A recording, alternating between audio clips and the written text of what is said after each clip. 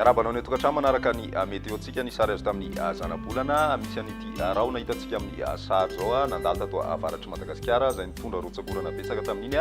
tapany avaratry ny nosy ny amin'ny ankapobeny zany dia rapitsy ihany izy io dia mba manomboka lasa fanazana zany dia mbola somary toerana hatrany ny vakana ny atmosfera amin'ny tapany avaratry Madagasikara zay vokany dia mbola mitohy hatrany ny tandrivorahona zany indrindra ny tapakandro hariva moa zany mazon'izay ihany koa ny avoatany amina faritra sasasasany amin'ny avoatany moa zany no mety ho voakasika ao anatin'izay ny maripanatsika isy fiakarana be ny maripana ambony indrindra raha ny amin'ny tapany avaratry ny nosy izay hatrany ny rapitso fa miverina midina tsikelikely zay manomboka any amin'ny fiandohan'ny herinandro any ny ambiny kosa dia tsy dia misy fiovana loatra ankoatrany any amin'ny tapany atsimo ihany koa zay somary isy fiakarana kely zany ny maripana indrindra ao amin'ny faritra nosy sy ny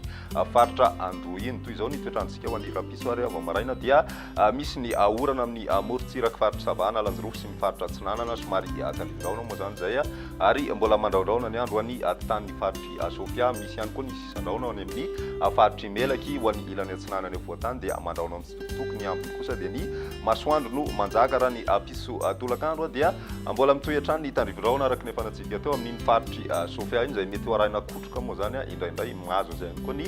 faritry Melaky ny any amin'ny faritra Analamanga sy ny faritra Loatra Mangoro ary ny faritra Atsinanana ary koa ny any amin'ny faritra Betsiboka mitatra kely hatrany amin'ny faritra Vakinakaratra dia mandraondraona ny andro any rapiso tolakandro mety misy tandrivorahona mandalo ao anatin'izay ny tapany atsimo kosa dia maina tanteraka raha ny maripana voavinavina amin'izay rapitso izay dia eo amin'ny 420 eo any avoatany 720 kosa ho an'ny ilany atsinanana mety midina 9 zay ho an'ny faritry Sava iny ny any amin'ny ilany andrefana 13 ka hatramin'ny 9 degré celsius ny maripana voavinavina ho an'izay